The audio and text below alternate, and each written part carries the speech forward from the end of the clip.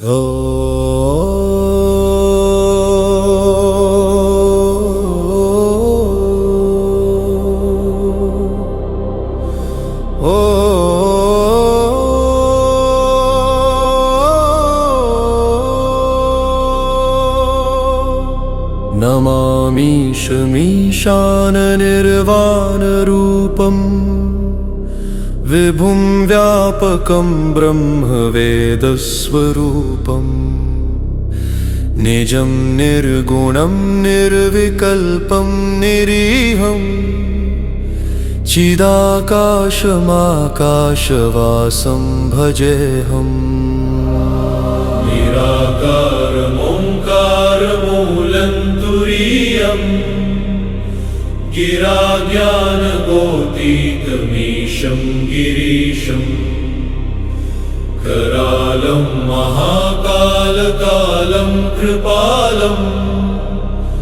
गुणागारसंसारपारं नतोऽहम्। तुषाराद्रिसङ्काशगौरं गभीरं मनोभूतकोटिप्रभाश्रीशरीरम् स्फुरन्मौलिकल्लोलिनी चारुगङ्गा लसद्भालबालेन्दुकण्ठे भुजङ्गा चलत्कुण्डलं भ्रूसुनेत्रं विशालम् प्रसन्नाननं नीलकण्ठं दयालम् मृगाधीशचर्माम्बरं मुण्डमालं प्रियं शङ्करं सर्वनाथं भजामि। प्रचण्डं प्रकृष्टं प्रगल्भं परेशम् अखण्डम् अजं भानुकोटिप्रकाशम् त्रयशूलनिर्मूलनं शूलपाणिं भजेऽहं भवानीपतिं भावगम्यम्।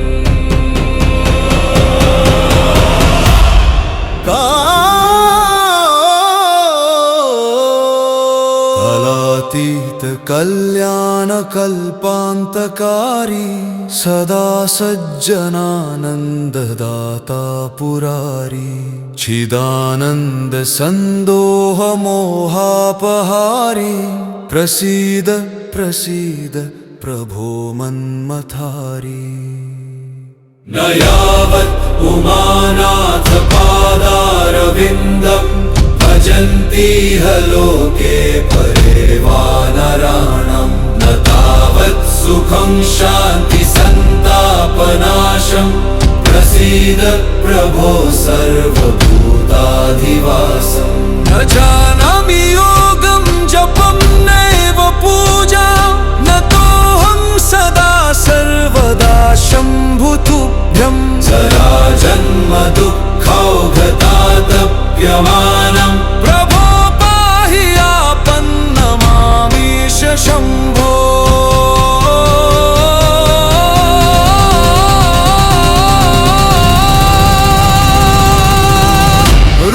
रुद्राष्टकमिदं प्रोक्तं विप्रेण हरतोषये ये पठन्ति नरा भक्त्या तेषां शम्भुः प्रसीदति प्रसीदति प्रसीदति प्रसीदति।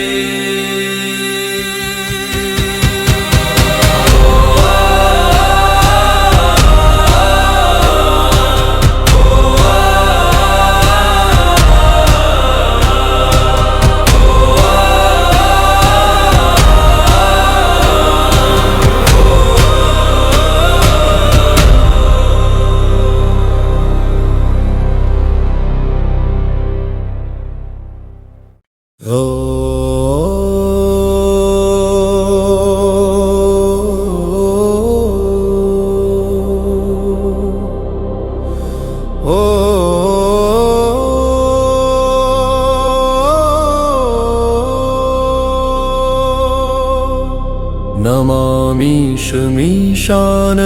निर्वाणरूपम्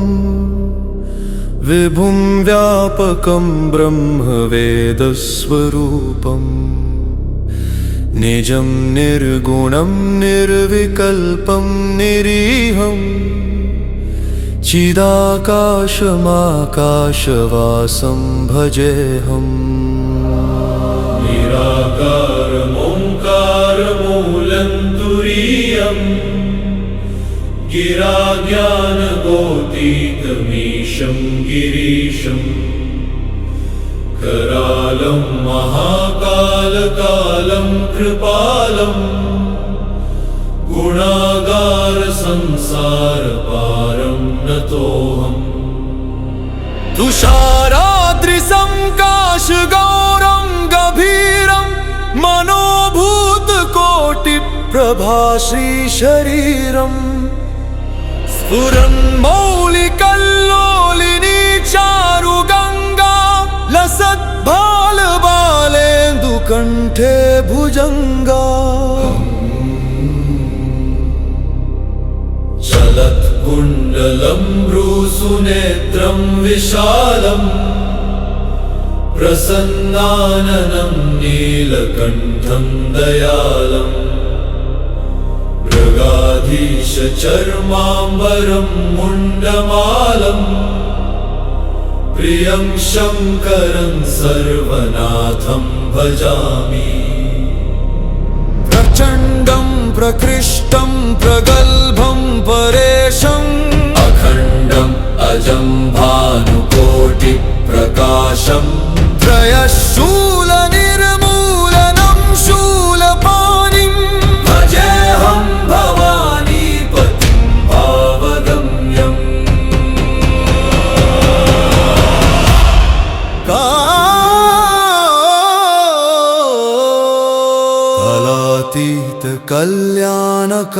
कलातीतकल्याणकल्पान्तकारी सदा सज्जनानन्ददाता पुरारी चिदानन्दसन्दोहमोहापहारी प्रसीद प्रसीद प्रभो मन्मथारी न यावत् उमानाथपादारविन्दं भजन्तीह लोके परे वानराणां न तावत् सुखं शान्तिसन्तापनाशं प्रसीद प्रभो सर्वभूताधिवासम् न जानामि योगं जपं नैव पूजा नतोऽहं सदा सर्वदा शम्भुतुभ्यं जराजन्म दुःखौघतातप्यमानम् प्रभो पाहि आपन्नमामीश शम्भो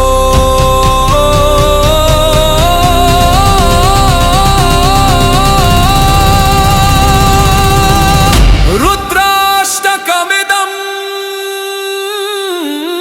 प्रोक्तं विप्रेण हरतोषये ये पठन्ति नरा भक्त्या तेषां शम्भुः प्रसीदति प्रसीदति प्रसीदति प्रसीदति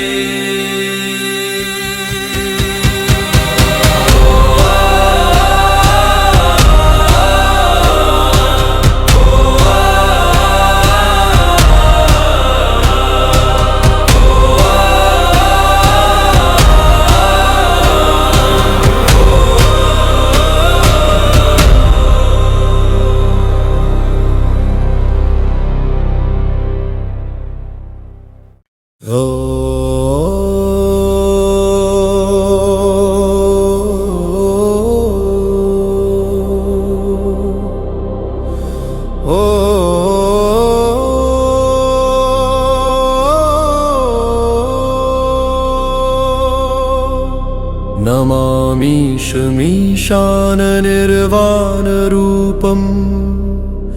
विभुं व्यापकं ब्रह्मवेदस्वरूपम् निजं निर्गुणं निर्विकल्पं निरीहं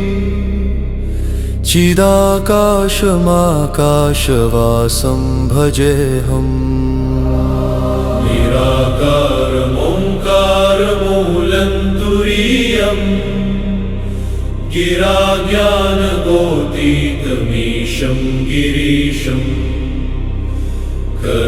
कालं महाकालकालं कृपालं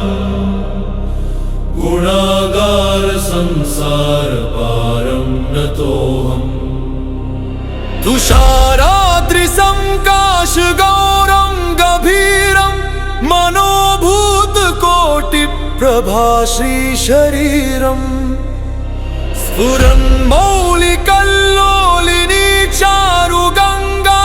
लसद्भालबालेन्दुकण्ठे भुजङ्गा चलत्कुण्डलं भ्रूसुनेत्रं विशालम् प्रसन्नाननं नीलकण्ठं दयालम् मृगाधीशचर्माम्बरं मुण्डमालम् प्रियं शङ्करं सर्वनाथं भजामि प्रचण्डं प्रकृष्टं प्रगल्भं परेशम् अखण्डम् अजं भानुकोटिप्रकाशम् त्रयशूलनिर्मूलनं शूलपाणिम्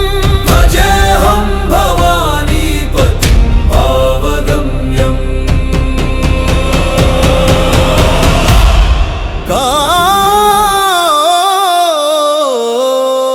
कालातीत कल्याणकल्पान्तकारी सदा सज्जनानन्ददाता पुरारी चिदानन्द सन्दोहमोहापहारी प्रसीद प्रसीद प्रभो मन्मथारी न यावत् उमानाथ पादारविन्दम्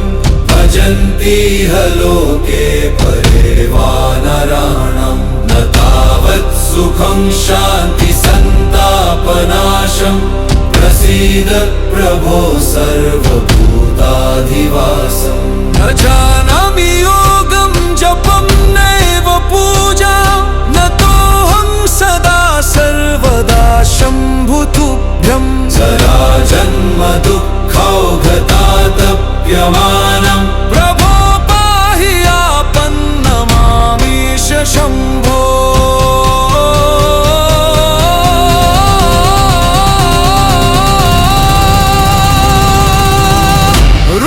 रुद्राष्टकमिदं प्रोक्तं विप्रेण हरतोषये ये पठन्ति नरा भक्त्या तेषां शम्भुः प्रसीदति प्रसीदति प्रसीदति प्रसीदति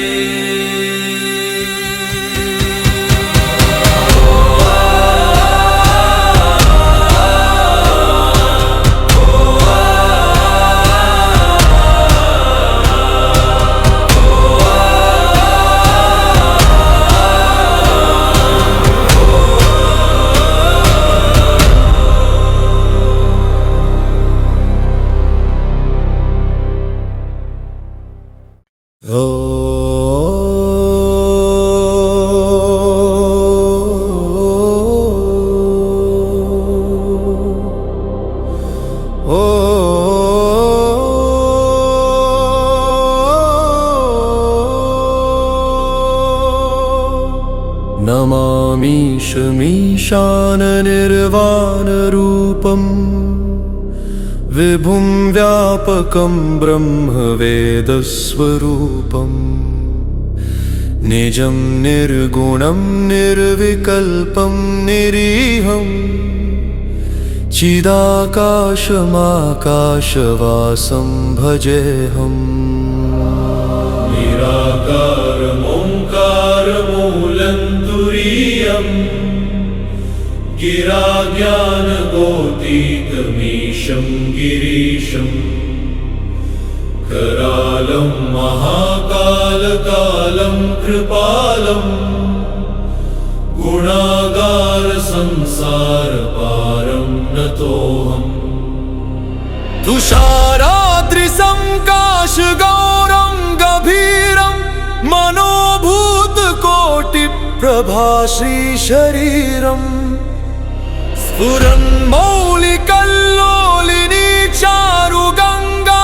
लसद्भालबालेन्दुकण्ठे भुजङ्गा चलत्कुण्डलं भ्रूसुनेत्रं विशालम् प्रसन्नाननं नीलकण्ठं दयालम् मृगाधीशचर्माम्बरं मुण्डमालम् प्रियं शङ्करं सर्वनाथं भजामि प्रचण्डं प्रकृष्टं प्रगल्भं परेशम् अखण्डम् अजं भानुकोटिप्रकाशम् त्रयशूलनिर्मूलनं शूलपाणिम् भजेऽहं भवानीपतिं भावगम्यम्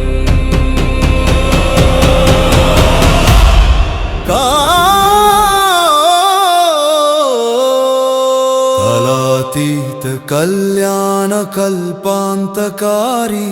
सदा सज्जनानन्ददाता पुरारी चिदानन्द सन्दोह मोहापहारी प्रसीद प्रसीद प्रभो मन्मथारी न यावत् उमानाथ पादारविन्दम् भजन्तीह लोके परे वानराणाम् न तावत् सुखं शान्ति सन्तापनाशम् प्रसीद प्रभो सर्वभूताधिवासम् न जानामि योगं जपं नैव पूजा न तोऽहं सदा सर्वदा शम्भुतुभ्यं जराजन्म दुःखौघतातप्यमानम् प्रभो पाहि आपन्नमामीश शम्भो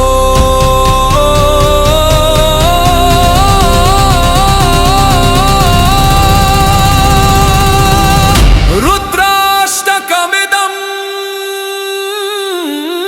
प्रोक्तं विप्रेण हरतोषये ये पठन्ति नरा भक्त्या तेषां शम्भुः प्रसीदति प्रसीदति प्रसीदति प्रसीदति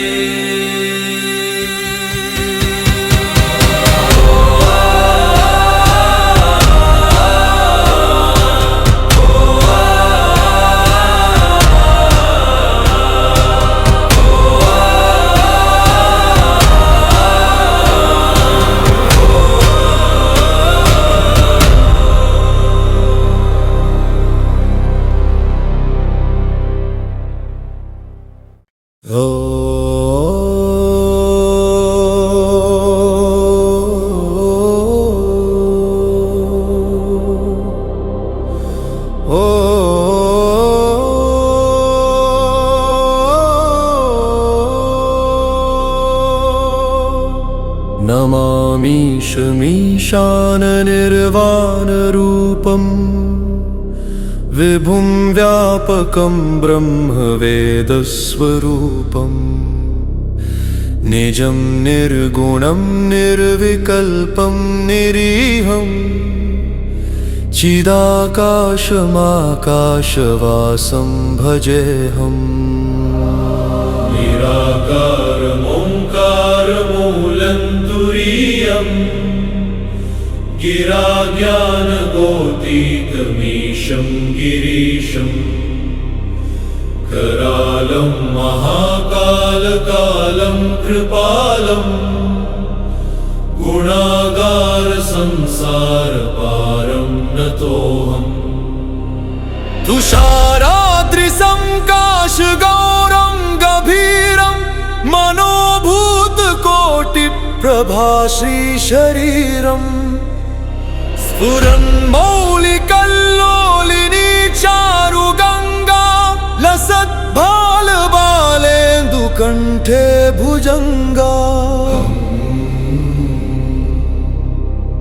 चलत्कुण्ड कुण्डलं भ्रूसुनेत्रं विशालम् प्रसन्नाननं नीलकण्ठं दयालम् मृगाधीशचर्माम्बरं मुण्डमालम् प्रियं शङ्करं सर्वनाथं भजामि प्रचण्डं प्रकृष्टं प्रगल्भं परेशम् अखण्डम् अजं भानुकोटिप्रकाशम् त्रयशूलनिर्मूलनं शूलपाणिं भजेऽहं भवानीपतिं भावगम्यम्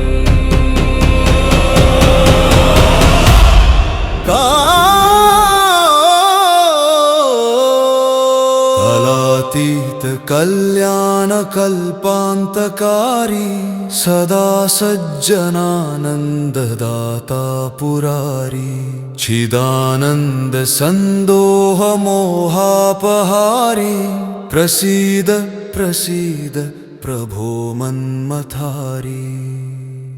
न यावत् उमानाथ पादारविन्दम् भजन्तीह लोके परे वानराणाम् न तावत् सुखं शान्ति सन्तापनाशम् प्रसीद प्रभो सर्वभूताधिवासम् न जानामि योगं जपं नैव पूजा न तोऽहं सदा सर्वदा शम्भुतुभ्यं जराजन्म दुःखौघतातप्यमानम् प्रभो पाहि आपन्नमामीश शम्भो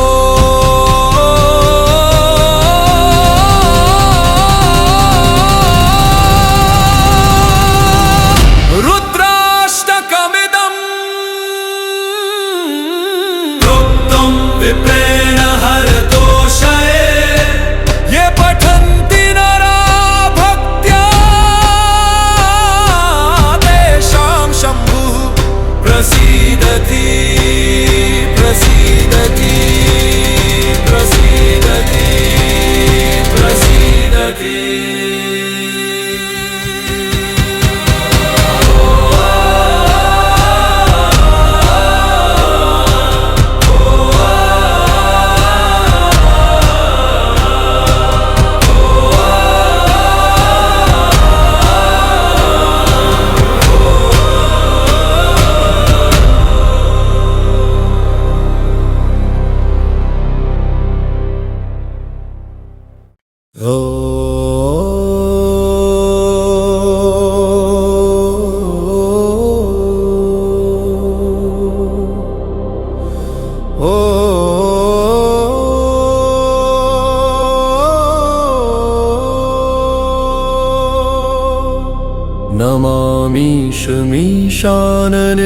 नमामीशमीशाननिर्वाणरूपं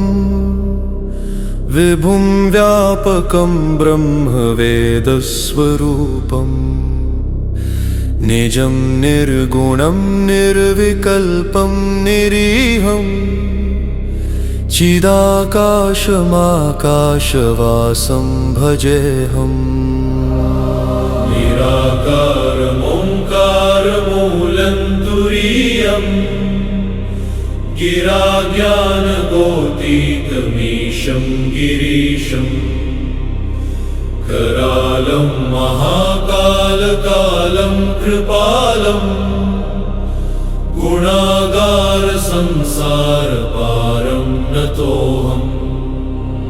तुषाराद्रिसङ्काशगौरं गभीरं मनोभूतकोटिप्रभाश्रीशरीरम्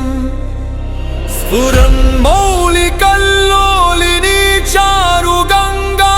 लसद्भालबालेन्दुकण्ठे भुजङ्गा चलत्कुण्डलं भ्रूसुनेत्रं विशालम् प्रसन्नाननं नीलकण्ठं दयालम् मृगाधीशचर्माम्बरं मुण्डमालम् प्रियं शङ्करं सर्वनाथं भजामि प्रचण्डं प्रकृष्टं प्रगल्भं परेशम् अखण्डम् अजं भानुकोटिप्रकाशम् त्रयशूलनिर्मूलनं शूलपाणिं भजेऽहं भवानीपतिं भावगम्यम्